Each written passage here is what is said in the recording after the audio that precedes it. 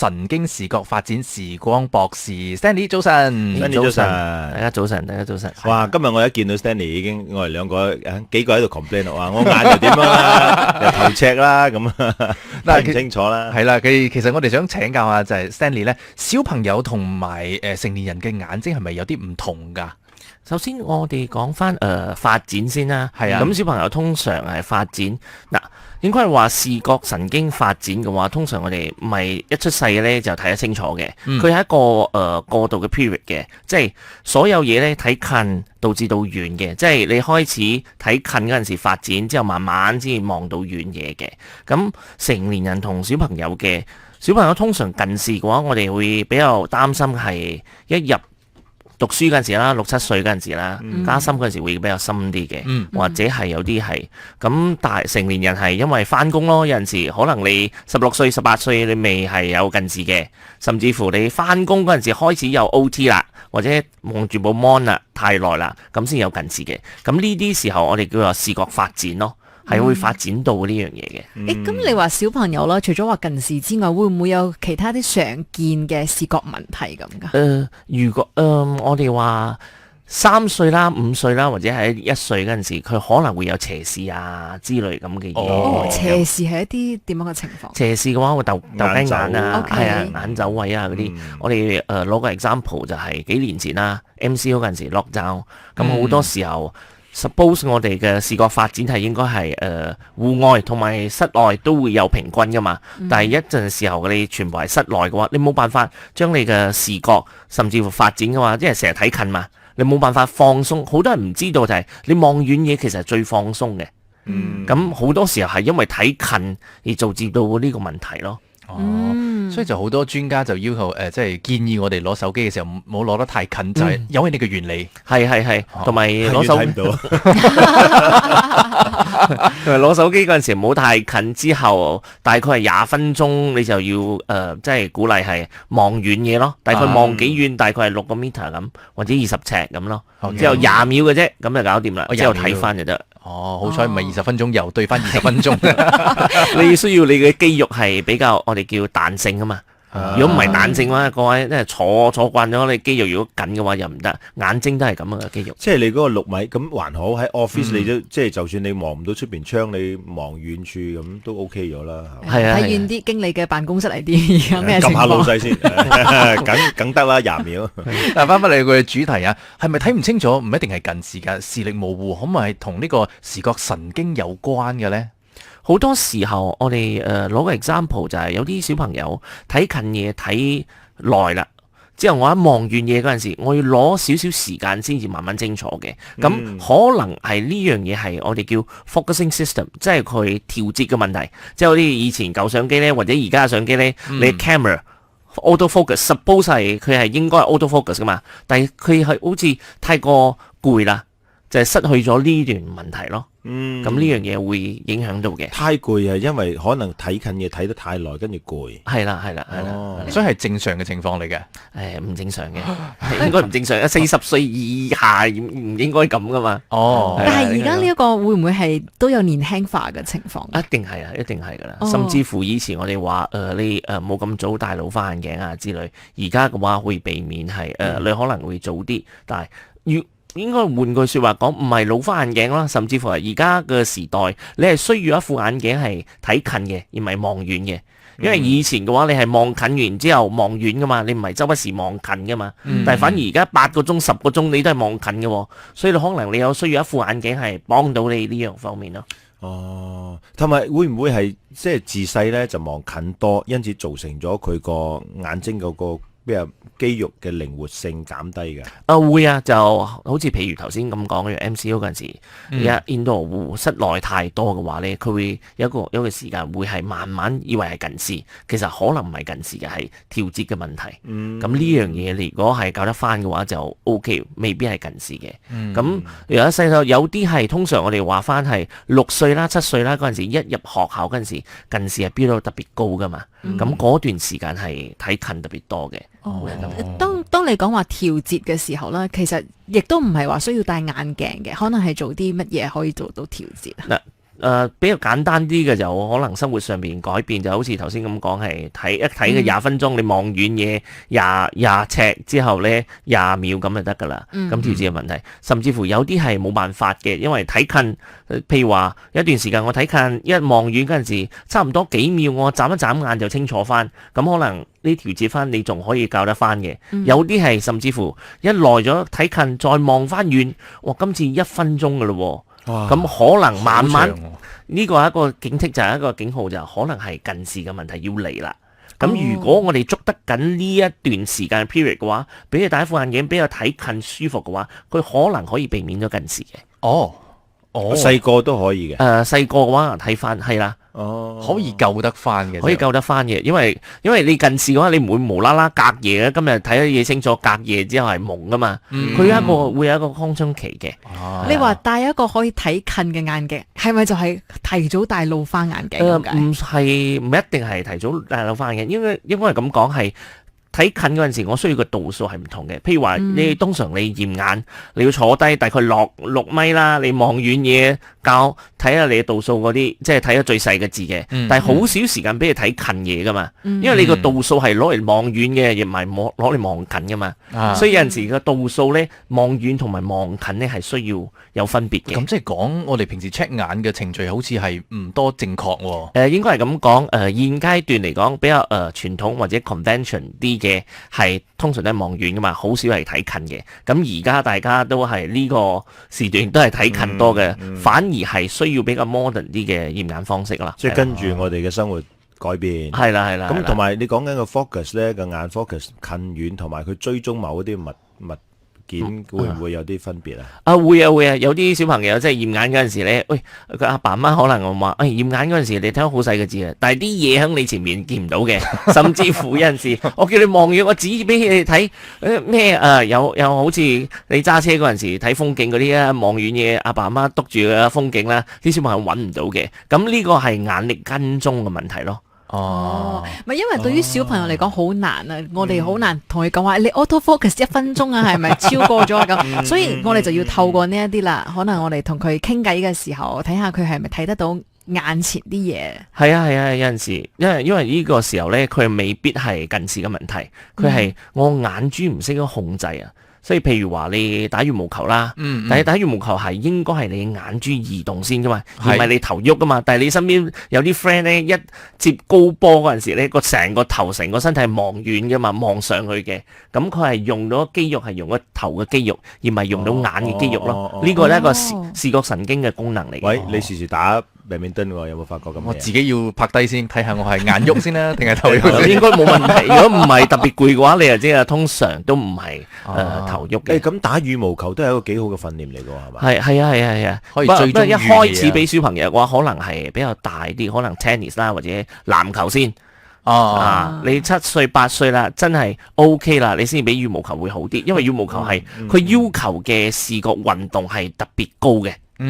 我真係就冇諗過嗰個眼力追蹤呢樣嘢喎。係喎，所以聽你咁講嘅話，視覺同埋視力係兩樣嘢嚟嘅，唔同嘢嚟嘅。係，視力嘅話係睇得清楚啊嘛，但係視覺嘅嘢啊就係話你透過視力睇得清楚，但係你會唔會信息即係入到腦呢？明白到所有你望遠嘅嘢？咁更加之深層嘅嘢啦。OK，所以喺呢個唔同咁，但係我又好難理解你視力你睇到嘅嘢，佢點會唔明？嗰個係同佢嘅理解能力有關啊？before 理解能力之前呢，你需要係知道個信息。譬如話有啲人讀書，即係讀有陣時我 keep 開嘢，但係第一段我明白啦，第2段、第3段我開始要重讀啦。咁唔係我睇唔清楚嘛，而係我兩隻眼可能唔協調，影響到我集中。咁可能我特別攰，甚至乎喂，你身邊一定有啲朋友咧，圖書館咧，你讀書嗰陣時係靜嘅，但係側邊嘅人咧唔知做咩係咁讀聲出嚟嘅，同你講我唔讀出嚟唔得，我真係唔明白。佢係透過3樣嘢，其實我哋學習咧係視覺、聽覺同埋觸覺啦。佢有啲人係屬於聽覺嘅。咁會唔會即係調節咗呢一個視覺嘅問題之後，可能都有機會解決咗大家可能擔心嘅，譬如話讀寫障礙啊等等之類㗎？讀寫障礙係比較應該係咁講，比較複雜啲嘅嘢，但係好多時候因為你視覺神經嘅問題，佢會係誤測到你係可能有讀寫障礙。譬如話你可能 B 同埋 D 你調轉啊之類，可能係視覺神經。我唔 B 同埋 D 或者係我混淆嘅話，我唔係我精神嗰陣時，我上堂一開始冇問題嘅，但係我8點冇問題喎，一到10點我忽然之間我調轉咗，冇理由我視覺障礙係到10點我先有噶嘛。係因為呢個眼力嘅問題同埋視覺功能嘅問題慢慢衰退咯，你會見到呢個問題。哇，真係好有趣嘅課題啊！視覺神經，我哋轉頭翻嚟再繼續同阿 Stanley 傾呢個課題啊。我有個 friend 嘅小朋友真係咁喎，即係 B 同 D 咧，佢成日都寫錯㗎，所以好可能係視覺嘅問題。係啊，或者係佢年紀啊4、5歲嗰陣時好正常嘅。咁通常佢哋比較擔心係6歲、7歲之後咯。仲要係佢哋讀邊間學校都有分別嘅。OK，呢個分別係在於學校啦，譬如話有啲美國式噶啦、英式啦，同埋有啲甚至乎 Waldorf，我唔知有冇聽過，森林入邊上堂噶啦。咁嗰個咧係比較德國式嘅，德式嘅話，佢係要 make sure 小朋友發展 OK，咁你先至接觸 ABCD 嘅，可能8歲先至有嘅。咁有啲但係我哋本地學校嘅話就係6歲抄寫啦。咁佢挑戰嘅起碼95%你係用到視覺神經嘅，而唔係你視力嘅問題。所以有啲而家家長又覺得，喂，抄寫好辛苦啊之類咁嘅嘢，咁我幫你轉學㗎啦。咁轉咗學，可能佢抄寫唔得，但係好唔記得係中學嗰陣時都要抄寫嘅，佢中學嗰陣時先嚟揾啦。因為有啲 case 係咁啊，所以見到中學嗰陣時好嚴重㗎啦，但係不斷咁 compensate，即係呢個唔得咯，我移去你另外一個方面咯。明白。即係講翻個視力同埋嗰個視覺，咁視力睇得清楚，咁如果佢視力 confirm 冇問題，睇嘢冇問題，又冇咩懶惰眼之類咁嘅嘢，但係懶惰眼其實都睇得清楚㗎嘛。懶惰眼嘅意思就係話你一隻眼係清楚，另外一隻眼可能比較模糊啲，就算戴眼鏡都模糊嘅，咁都係因為兩隻眼唔協調嘅問題啦，咁可能打交咯。咁同埋佢。係咪你講個視覺就係佢睇咗之後喺佢頭腦嘅理解嘅問題嚟㗎？係，即係譬如話你讀書都好啦，好多時候咧，你讀嗰陣時，即係你望嘅字咧係字嘅啫嘛。但係你點樣將嗰啲字轉成一個畫面？咁呢個係一個 process，一個信息嚟嘅。咁呢樣嘢好多時候啲人就唔發覺到係一個問題，即係可能你返學嗰陣時先生教書啦，喂，大家讀完呢個，大家想像下。但先生係叫我想像，唔係教我點樣想像喎。咁有啲小朋友係未察覺到我可以想像呢樣嘢嘅。咁個想像其實係一個視覺信息嘅功能嚟嘅。明白。仲有朋友佢有問題，佢話40歲近視加少少嘅老花，唔想戴 multifocal 嘅眼鏡，可以點解決呢個問題呢？有啲難走，咪有啲拎走眼鏡咯，就係咁咯。你話運動之類咁咩會有，但係比較攞好長嘅時間，即係你可以做呢樣嘢，但係你要做即係做一世嘅呢個運動。有眼睛嘅運動，眼部運動，因為你眼睛係長期要屬於彈性嘅狀況，咁你先至老花嗰啲嘢比較少啲之類咁嘅嘢。係啦。而家都係好難避免噶啦，係嘛？而家好難避免，但係你生活上邊啊，或者係有啲做好似做 gym 咁咯。而家你會見到啲即係比較越嚟越後生，甚至乎比較中年嘅都開始做 gym 啦。唔係好似之前咁坐喺屋企咁，就好少啦。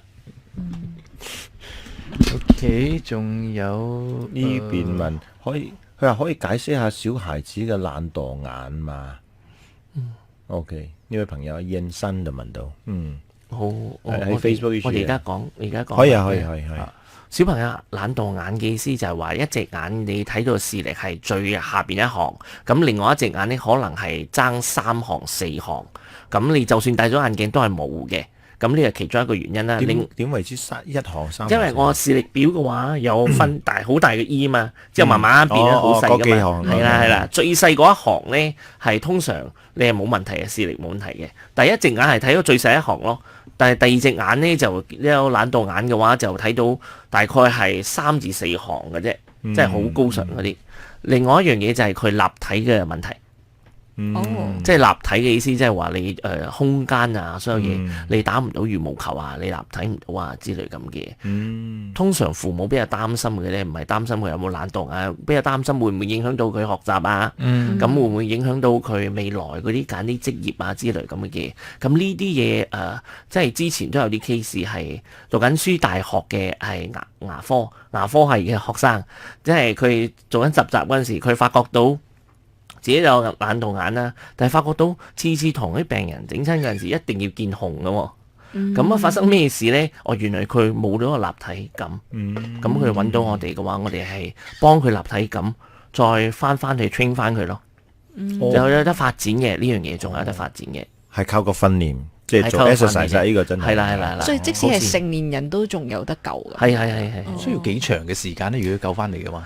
譬如話，我哋話如果唔係好嚴重嘅話，可能30個星期或者係40個星期咁。每個星期要一個星期差唔多2日到啦，好似做 physio 咁啊，第日做 gym 咯，眼同埋腦嘅運動咁咯。咁呢個懶惰眼一開始係點造成嘅咧？點解？嗱，一開始可能係細個嗰陣時，可能佢有斜視，甚至乎有比較高嘅深近視都會有。呢啲係屬於深近視咧，如果超過500，通常都係天生噶啦，或者係佢有遠視，但係自己唔察覺到。啲遠視可能係300啊，或者300度以上嘅話，會咁嘅問題，咁會造成咁。所以點解小朋友有陣時細個就係要驗眼啊之類咁嘅？確保唔係佢睇到嘢，確保佢係視覺神經發展都好，都係冇跟住佢咯，係正常。有冇講話幾歲就應該要開始去驗眼？通常係一出世嗰陣時，佢哋會至少一歲啦，或者係你入學之前咯，可能5歲之前。度度都有新諗法，處處亦有新意思，一齊嚟交換角度。早晨你好，我係 Eazy。早晨你好，我係陳科。早晨你好，我係 Angeline。歡迎 Stanley 喺現場嘅，同我哋傾視覺神經啊。咁視覺神經功能點解會出問題嘅呢？究竟係先天嘅因素啊，定還是後天嘅因素呢 Stanley？通常視覺發展嘅話，我哋話係後天嘅。當然有先天嘅話係近視啊，或者係你有遠視之類咁嘅。如果近視係超過500度，通常都係先天㗎啦。其實後天嘅話，視覺神經嘅話，譬如話你讀書嗰陣時，有陣時你讀下你跳字啦，甚至乎有陣時你讀書嗰陣時你驗唔入腦啦，呢樣嘢通常呢係因為環境而造成嘅。點解環境而造成呢？通常我哋會講係demand supply。即係可能你係用到1個鐘嘅時，你嘅眼呢原本係 supply 俾1個鐘嘅，但係你超過咗2個鐘啦，咁你開始會有調節嘅問題啦，你出現咗頭痛啦、眼睛痛啦，或者係你感覺上你嘅眼珠呢俾人哋扯住嗰個感覺嘅。咁呢樣嘢通常係後天發覺到。所以佢有機會係後天，意思即係話有好可能係成年人，即係到咗某個年齡之後咧，先至會發覺呢一個視覺嘅問題係嘛？會係。我攞一個案例啊，其中一個 case 啦。咁一位大概係28歲嘅人士，佢係做 sales 嘅。咁 sales 嘅話係最近呢一年呢，佢係 promote 咗做 manager。咁經常性頭痛。因為之前做 sales 嗰陣時，我係唔使睇咁多 paperwork 噶嘛，但係做咗 manager 又唔同喎，我經常性望住部電腦嘅喎，可能我眼 supply 俾佢可能1個鐘嘅啫，但係而家我工作咧係用咗4個鐘，咁啊 supply 同埋 demand 嗰個功能係唔同咗，咁我呢樣嘢就出現到咯。每個人嘅嗰個 supply 嘅時間會唔會有唔同噶？通常嚟驗眼嗰陣時，我哋會 check 翻，唔係睇到你幾清楚嘅，係睇你同年紀嘅人，你係咪 up to 你 level？即係咪6歲你會唔會 up to 你 level？但係7歲啊、8歲會唔會同一個年紀？咁通常我係 check 呢樣嘢嘅。咁你會睇到好大分別。喂，忽然之間，點解你係特別攰啊？甚至乎人哋可以同年紀嘅1個鐘可以讀書嗰啲，你又差唔多15分鐘。15分鐘可能佢哋係會去咗一個 mode 咧，我哋叫佢 auto mode 嘅，會去到咩 auto mode 就係發呆嘅。佢忽然之間望完，佢係自動啊，之後你就望翻嚟嘅。佢又唔係發呆嗰陣時，佢唔係冇諗嘢嘅，即係先生教書嗰陣時，佢係聽到嘅。但係佢唔可以望住你咯。係呢樣嘢。但係咁聽嚟嘅話，好可能我哋只不過係經歷咗譬如話你話頭先嗰個 case 啦，只不過係我好似唔係幾想做嘢，或者係我有些少頭痛，會唔會係我好攰？好多人都唔會諗到，我好可能係視覺神經出咗問題。有啲咩其他信息我哋都可能會忽漏咗噶？通常你頭先咁講，係好多時候啲人覺得係我自己個問題，唔係個工作上面嘅問題。好多時候會係另外一樣嘢，就係話你會唔會經常性有啲symptoms 啦，或者症狀譬如話你頭痛啦。眼睛特別攰啦，甚至乎可能你朝頭早冇嘢嘅，你一到晏晝開始，你感覺上開始做翻工嗰陣時係開始有啲瞌瞓啊之類咁嘅嘢，都會係咁嘅。好似講到我症狀啊，差咁多，要 check 下。demand supply 咯，就係demand supply 之類咁。唔緊要，doctor喺呢度，陣間要診斷下啦嚇。講翻小朋友嘅 case 啦，咁而家全部都睇住啲手機啊、平板電腦啊等等嘅，會唔會對佢哋影響其實係好大嘅咧？會係大，會比較大啲。應該係因為美國嗰邊佢做咗一個 research study 之類咁嘅。如果係小朋友7歲以下嘅話，通常會建議係用遠距離多啲，唔好咁快接觸電子產品啊，近嘅嘢啦。譬如話，就算你打機都好，你可能會係用個電視機打機就好過你用個平板電腦嘅。係啦，呢一個近嘅距離。對於一個即係黃金距離嚟講，係啦，應該點先至為之係近嘅咧？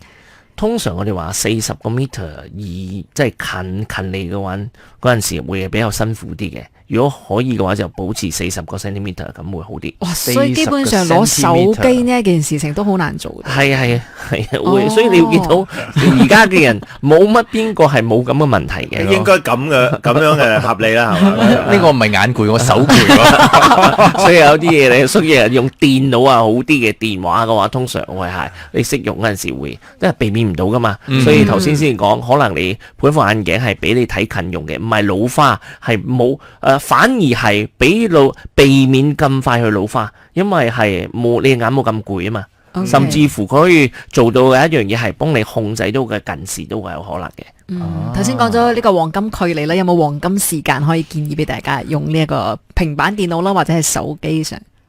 通常都係20分鐘啦，講翻咯，20分鐘係一個比較個數字係 OK， 20分鐘，然之後你望遠20隻，之後20秒你休息下，俾你嘅眼睛嘅肌肉咧保持一個彈性嘅狀況。係時候買一個少少嘅alarm clock 啊，每廿分鐘就又咁樣，即刻熄你嘅機咁啊！但係啲小朋友咧嗰陣時話阿爸阿媽叫佢休息咧，佢係休息啊，即係讀書嗰陣時係休息啊，攞埋個電話出嚟休息咯，但係冇休息到嘅，都係依然要係嘅。所以真真正正可以休息嘅就係帶佢哋去到戶外，咁就比較好啦。其實戶外活動對於小朋友或者成年人嘅眼睛嚟講有啲咩好處啊？係你眼球嘅話唔屬於一個但係比較繃緊啲嘅狀態，即係睇近嗰陣時，你需要係比較有彈性嘅，即係望遠嘅。譬如話你而家望住個 mon 咧，再望翻遠嗰陣時咧，你有冇察覺到你有需要 delay 啊？即係0.1秒又好咩？如果你察覺咁嘅話，可能你視覺功能出現咗問題啦。咁如果戶外活動嘅話，通常我話又比較動態熱啲嘅，即係譬如話羽毛球啦，或者而家好多比較興啲 pickleball 啊、tennis 啊之類咁嘅會好啲嘅。以前媽媽細個嘅時候都會講話睇到啲綠色嘅植物，綠色嘅植物呢個係咪都有望遠係 OK 嘅，因為望遠啊嘛，望遠就 OK 嘅，所以同顏色無關嘅。唔一定，望比較輕鬆少少咯，但係需要動態會好啲嘅。如果有好似羽毛球之類咁嘅嘢，會更加好嘅。如果一個星期你可以抽啲時間，大概20分鐘羽毛球，一個星期3次咁，你嘅肌肉嘅話會比較保持狀態會好啊。明嘅，OK，好。咁下一段翻嚟呢，要 Stanley 同我哋講解下，如果家長係點樣去察覺到小朋友啲咁嘅問題嘅呢？守住988啦，我哋嘅交換角度會繼續同你講故事噶。所以而家細路哥運動可能又少，身體肌肉又少喐，眼球嘅肌肉又少喐，都係肌肉啊，所有都問題。係，所以以前你反而以前嘅你做過嘅嘢俾佢哋 experience 翻嘅話，好少咁嘅問題。你一個星期三即係3日啦，20分鐘羽毛球嘅話咧，好快。好快嘅意思話可以 maintain 到咧。通常我哋睇到啲小朋友嘅近視咧，都會 maintain 嘅。所以哇，即係運動，因為羽毛球係世界上最快嘅運動嚟啊嘛，因為你望波睇近睇遠睇近睇遠睇近睇遠。乒乓咧咪仲快？佢都一個太近一個環，哦，太細唔係啦個範圍。細比較細啲嘅範圍，同埋你冇全身喐動啊嘛。羽毛球嘅話周圍飛啊。哦，OK， 逼個波都 OK 啦，都咁上下。 OK，你有 pro 嘅同埋唔 pro 嘅，pro 打得好快咯，唔 pro 啊你都係接到波嘅，所以好啲嘅係啦。但係唔 pro 嗰 pro 啲係直播多啲嘅。喺前面都係好窄噶嘛，空間咪係係所以羽毛球又去到高，係又去到遠，哦係都幾唔錯比。較動態啲呢個比較。 OK，仲有呢位朋友45歲，近視加老花1.5，近期好頻繁頭痛，眼科檢查係乾眼症，然之後滴咗藥呢個眼藥水之後呢，頭痛就冇減少，有啲咩辦法可以改善呢個情況呢？佢呢個如果係咁嘅話，可能係視覺上邊視覺功能出現咗問題，可能兩隻眼唔協調，會出現咁嘅問題嘅。好似咁嘅問題會令到眼乾嘅。會，佢係其中一個眼乾症咧，其中一個我哋會係一個結構嘅問題啦，即係眼科醫生會同你講結構問題。另外一樣嘢係你功能上邊嘅問題，佢會症狀係接近一樣嘅，會係咁。即係你結構上面嘅問題係滴嘅眼藥水，你一定要 feel 到冇問題嘅。如果你仲 feel 到有問題咧，大多數都係功能上邊嘅問題。呢位朋友問咧，眼睛唔好嘅會唔會都關係到ASD 啊、ADHD 啊或者 ID 學習嘅困難等等咧？應該係咁講，好多時候你視覺上邊功能咧，你出現咗唔協調嘅問題，甚至乎係你冇 match 到個同年紀嘅話咧，你好易俾人哋誤診咯。即係可能 ADHD 嘅話啦，喂過度活躍症喎，即係我睇書嗰陣時我睇唔到啊，集中唔到啊，可能你眼嘅功能上面出現咗問題。咁 ASD 又有啲唔同啦，ASD 因為佢係 spectrum 好大嘅範圍，你可以係不過通常 ASD、ADHD 都通常佢哋視覺發展咧都唔好嘅，應該係咁講。OK，點解咧？因為佢因為本身集中唔到。其中一樣嘢我哋叫ASD 又好 ADHD 都好啦，通常我哋叫小朋友佢嘅發展上邊都唔多好噶嘛。咁好多時候佢哋冇察覺到係其實你視覺發展同埋你小朋友發展係一致嘅，即係譬如話6、7歲你係應該係少啲摸嘢噶啦。通常都係用對眼嚟睇嘢多啲，好似抄寫嗰啲比較多啲嘛。但係 ADHD 嘅小朋友佢做唔到呢樣嘢，佢都係需要觸碰咯，觸覺啦，或者係聽覺咯，少啲係視覺嘅。所以咁唔代表佢哋睇唔到喎，睇得清楚嘅喎。咁調整咗會唔會有機會好翻？你會見到通常我哋調整係 match 翻佢哋同年紀咯，咁你會見到啦。就好似頭先咁講，就係有啲小朋友遇係咁嘅問題嘅話，佢係轉咗 homeschool 啊，唔同嘅學校啊，就避咗呢樣嘢。其實你到10幾歲，你依然都要你視覺更加多嘅，都要面對嘅。咁眼科醫生同你哋嘅協調通常係點樣嘅咧？即係佢哋可能會去睇嗰個問題，同你睇嘅問題。眼科醫生通常係睇結構性啦，或者係你有冇疾病啦之類咁嘅。咁我係屬於比較睇功能性嘅，即係做一啲復康啊、復健啊之類咁嘅嘢。所以都算係相輔相成嘅狀態。係嘅，即係大家唔同嘅範疇嚟嘅。咁可能係反而係大家接觸個病人有啲唔同啦，因為唔係疾病嘅問題啊嘛，因為手術啊之類用咗藥物啊，佢哋方面嘅。咁我係透過治療式嘅。即刻就有人問啦，咁要邊度先至去揾到田博士啊？咁我哋可以覺得擔心啦，或者係陣間我哋自己 reply 定點？可以講，而家講到 OK 嘅，我可以上 Google 嘅，咁你打係啦 ，Neurovision Specialist 都 OK 嘅。咁我幫你，我唔該晒。仲有呢位朋友，20年前嘅眼呢做過 laser 調整個近視，最近發現有老花啦，而且半年之後需要戴老花眼鏡先睇到好簡單嘅字。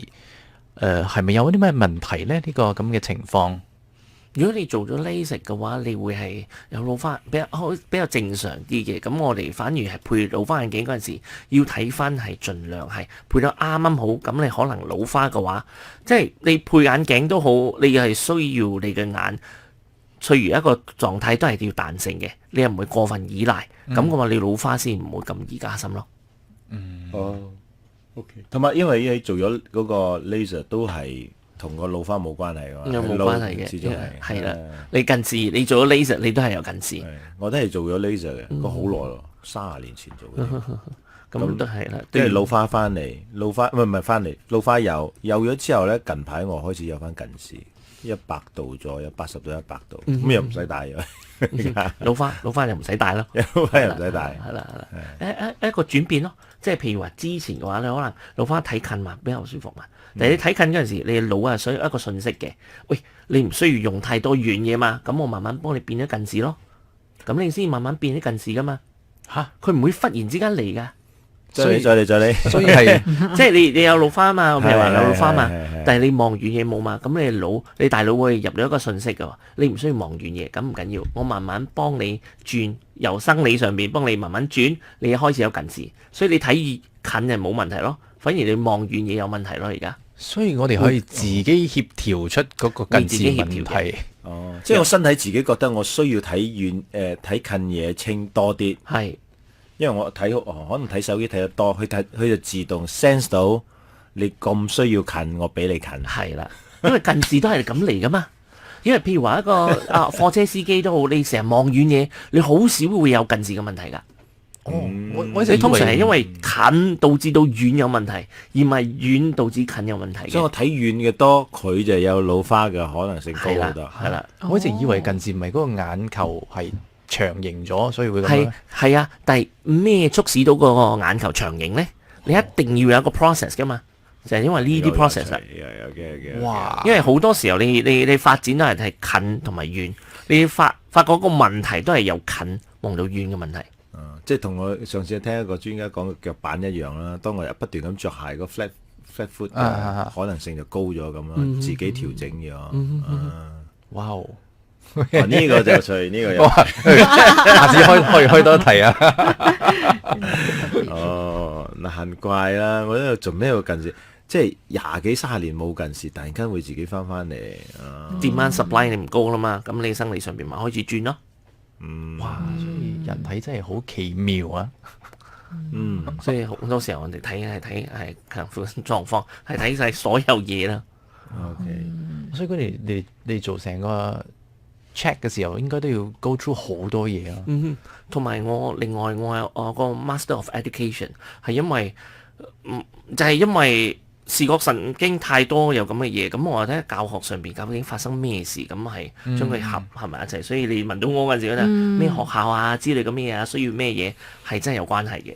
哦 OK， 好，全部都係息息相關。又要翻嚟 on air 嘅部分啦，第3部分。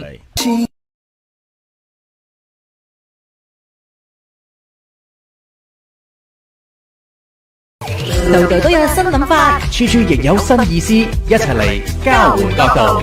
繼續嚟交換角度啊！我哋現場依然有 Stanley 喺現場嘅。咁啊，家長平時如何去觀察到小朋友對眼有冇問題呢？有啲乜嘢警示可以提前發現到嘅呢？ Stanley 可能小朋友有陣時會唔識講表達啦，即係話望遠嘢，當然表達得好，望遠嘢開始蒙啦，咁你就大概知道可能有近視嘅問題。好多時候佢哋可能係坐姿嘅問題啦，有陣時即係瞓低睇手機啊之類咁嘅，或者係眯眼啊、蒙豬眼啊，甚至乎你要見到佢睇電視嗰陣時，朝頭早睇電視咧係直視嘅。之後咧，佢嘅頭咧，即係晏晝嗰陣時或者攰嗰陣時，佢嘅頭會慢慢向左傾或者右傾一個角度嚟睇嘅話，可能呢個時候係視覺嘅問題，就係未必係有視力發展嘅先嘅。視力發展嘅意思即係話佢睇嘢未必係蒙嘅，但可能呢樣時候係兩隻眼唔協調而造成嘅。哦，頭先你有特別咁提到啦，譬如話早上啊、下晝啊、夜晚咁，係因為燈光嘅問題定係因為眼 supply 嘅問題？supply 嘅問題，你哋唔夠 supply 嗰陣時會咁啊，用晒啦。如果一開始就已經係傾斜咗呢，咁嗰個又係咩原因呢？通常如果一開始傾斜嘅話，我哋睇翻有冇斜視啦、鬥雞眼啦之類咁嘅，會唔會有咁嘅問題嘅？哦，頭先你有提到一個咧，就係當小朋友譬如話佢細個嘅時候啦，將 B 啊睇成 D 啊，類似咁都係其中一個信號係咪？係會其中一個信號嘅。當然通常5歲嘅小朋友 B and D 調轉係好正常嘅，但係6歲7歲嘅話就再調轉就唔正常噶啦。咁通常啲小朋友你見到朝頭早晏晝都係好大分別，比較 B and D 朝頭早冇咁多，但係晏晝嘅話就更加多咗啦。咁可能有咁問題，因為好多時候啲人以為係讀寫障礙嘅問題，就未必係讀寫障礙嘅問題嘅。所以有啲父母可能覺得點解佢咁蠢啊？咁啲朝早教咗你，下晝又唔記得，又或者係睇錯，慘啦！原來誤會咗個小朋友都有知。會啊，甚至乎呢啲小朋友咧會好醒，係聽覺上面冇問題嘅。即係我唔好望住你，我望住你同我講嘢咧，我好似錄音機咁，我話翻俾你聽。但係你叫我同你即係同你交談嗰陣時，望住你一講嘢咧，我信息收唔到嘅，因為呢個時候我好集中咁，我用我視覺嚟睇嘢，但係我冇辦法吸收信息，呢樣嘢係其中一個症狀咯。咁有啲老師要認識呢啲小朋友喎，如果唔係佢眼唔望住佢，覺得佢唔專心聽書。係，但係老師有陣時老師都會 surprise 啊！我記得我哋好 surprise 啊！你以為佢唔專心係聽書，但係你問佢問題，佢又答到你嘅。其實佢唔尊重個老師啫。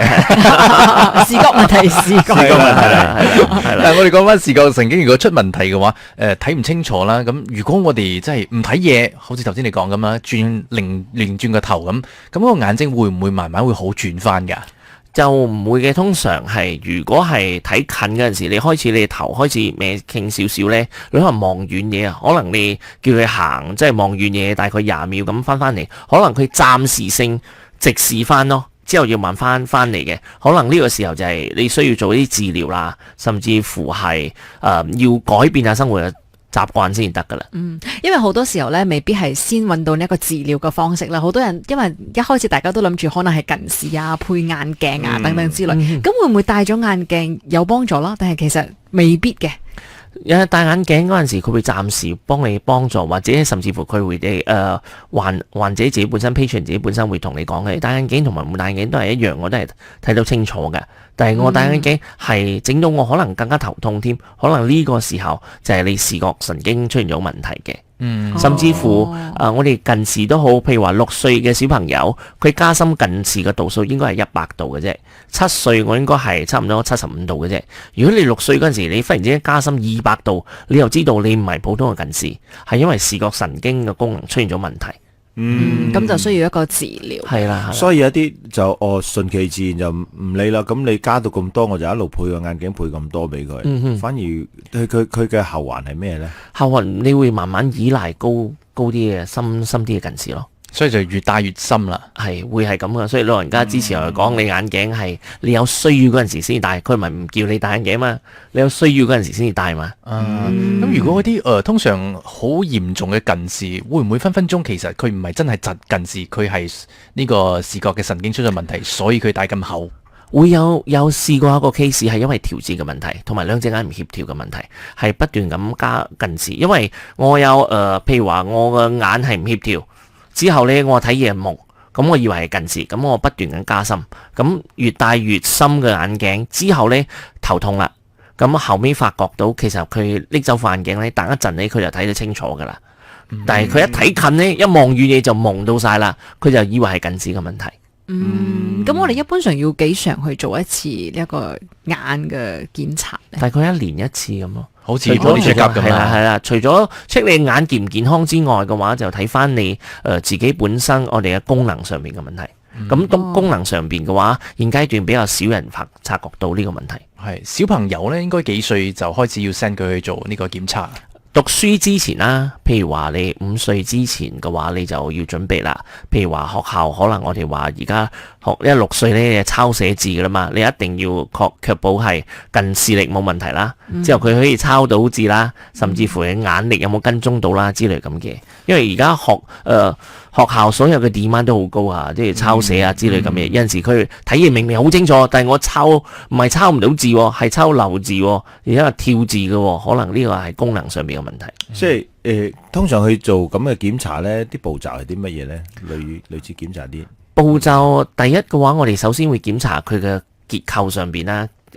有冇健康啦。哦即係如果萬一你有疾病嗰啲，我就轉介去眼科醫生咯。嗯咁如果冇嘅話，我繼續做下佢視覺功能啊之類咁嘅。咁如果發覺到視覺功能出現咗問題啦，咁嗰陣時甚至乎你可能係 B&D 你調轉啊，或者係我聽過係好過我視覺嘅，可能我哋要測試另外一個係信息嘅問題。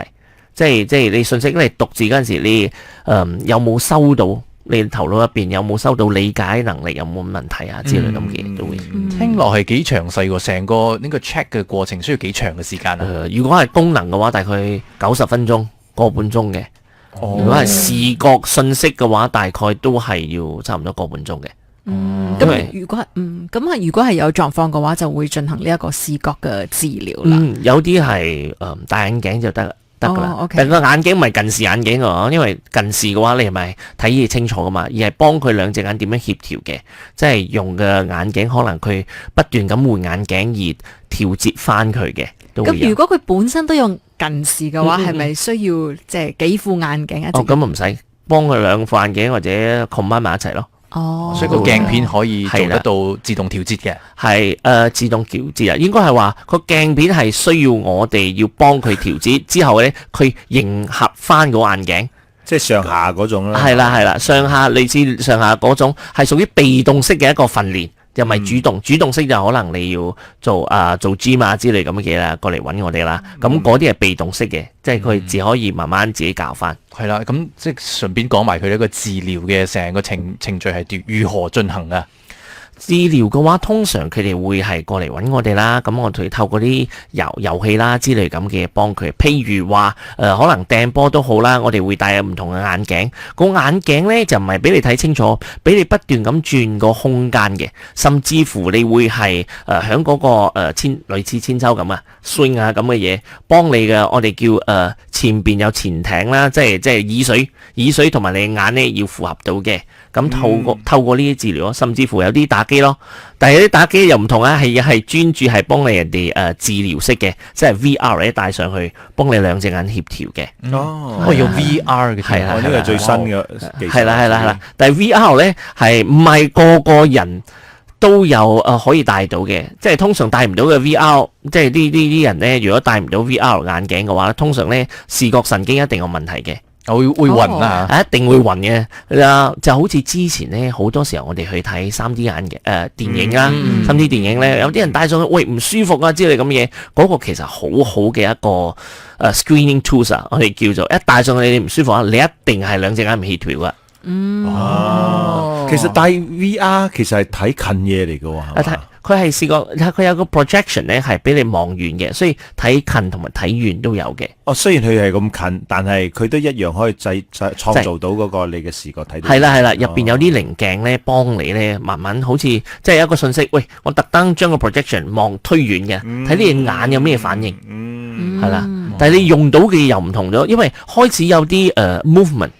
咁你睇遠同埋一轉身咧，就譬如你耳水同埋你眼唔協調嗰陣時，你一轉咧，你人哋戴 VR 一定暈嘅。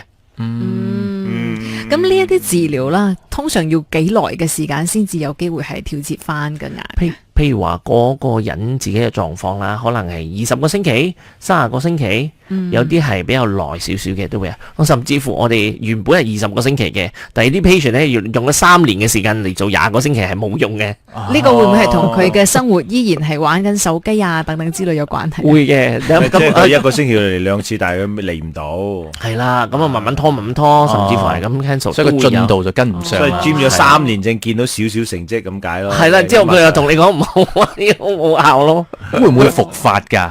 比較少啲，因為通常我哋 demand supply，我哋將個 supply 推高少少，你唔好超過個 demand 嘅話，通常都冇問題嘅。但係真係有咁嘅困難啊！如果你好忙嘅，一個星期要去你哋中心2次，所以我哋有陣時要睇翻，如果成年人嘅，通常佢可能係用個鏡片治療咯。咁鏡片治療有啲人咧，佢係覺得，喂，幫助我30%，我 OK 噶啦。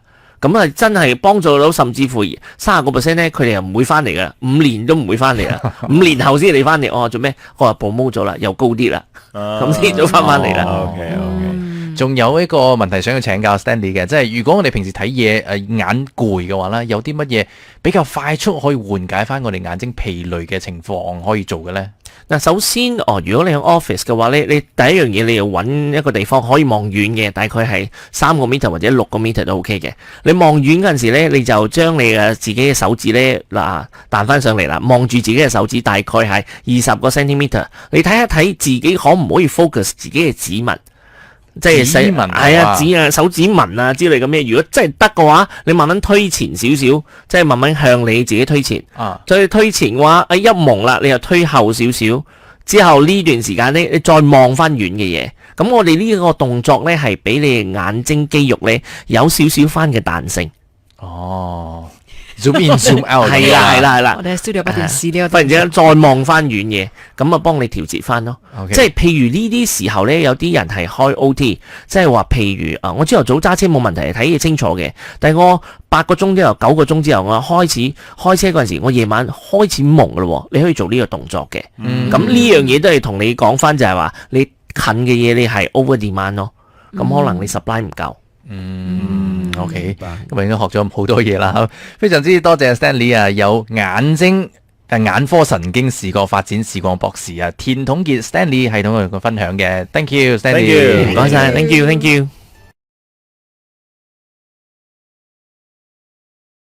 個人都係啊，即係睇戲嘅鏡頭揈啊搖啊，我暈嘔噶啦，我就會因為個 motion 嘅問題，個中間同埋側邊咯。所以嗰陣時，我哋視覺嘅話有中心同埋側邊噶嘛，咁可能你呢樣嘢平衡唔到，都會有咁嘅問題。嗰個就有得訓練嘅，都係有得訓練嘅。咁會唔會一般上，訓練係為咗睇嗰啲戲譬如話成年人嚟到，其實個個都有問題。應該係我見親嘅 patient 都有問題，睇似乎佢哋係覺得我有冇需要啊？譬如話一個貨車司機嘅話，佢有個問題係老花啊嘛，咁我搞掂個老花，咁望遠嘅嘢佢又冇問題咗咯。咁有啲小朋友嘅度數不斷咁增長，或者係佢有啲 focus 問題。但係成年通常人即係喂翻工我整到我睇唔到嘢啊，或者係我跳字。有一個比較 typical 啲嘅就係你會見到啲人accountant 佢就係對住個數字啊嘛。佢對住個數字都好咧，佢係做好快，可能5分鐘就做完嘢啦。但係佢 recheck 咧要用40分鐘嚟 recheck， 因為佢驚自己跳字。咁呢樣嘢唔係因為佢睇唔清楚，係因為佢視覺神經嘅問題，因為佢睇嘢跳字。咁可能成年人會係咁嘅嘢。我記得以前細嘅時候睇書會有一個問題，就係你一行一行字啊嘛，睇下忽然間會歪咗，呢個係又係咩原因？係啦，眼球你 tracking 唔到咯，即係你眼球跟住唔到。咁而家冇咁嘅問題，可能你打羽毛球啊跟到嘅話就通常都 OK 噶啦。即係你自己 train 係啦，我聽得翻嘅。有一段時期有咁嘅問題啦。係啦，你要察覺到咯。可能所以平時我打羽毛球咧，唔係我問題接唔到波，視覺爭啲咗我。接唔到波啦，唔係蠢啦。會嘅，嗰粒波明明喺度，做邊會打唔到嘅？因為近距離嗰陣時，佢會嗰個空間啊之類咁嘅嘢。所以你都會推薦你嘅 patient 去打羽毛球。會，但係要睇邊啲啦。有啲係跟都跟唔到嘅話，你就唔好叫佢打羽毛球啦。太嚴重。因為啲小朋友打2下，以後都好憎羽毛球啦。你唔你打籃球先，籃球完之後先，比如咩嘢？睇下足球都 OK。係啦。足球有另外一個問題，佢就係 heading， 我哋又驚。如果 heading 太多嘅話，你會有嗰個 concussion， 貓 concussion， 又要整到你視覺更加慘。係啊，有個 patient 就係咁，讀 international school 去參加比賽係咁 heading， 之後原本係成績要開始考 GCSE 反應咗，集中唔到，咩都唔到，就係因為個腦震盪。輕微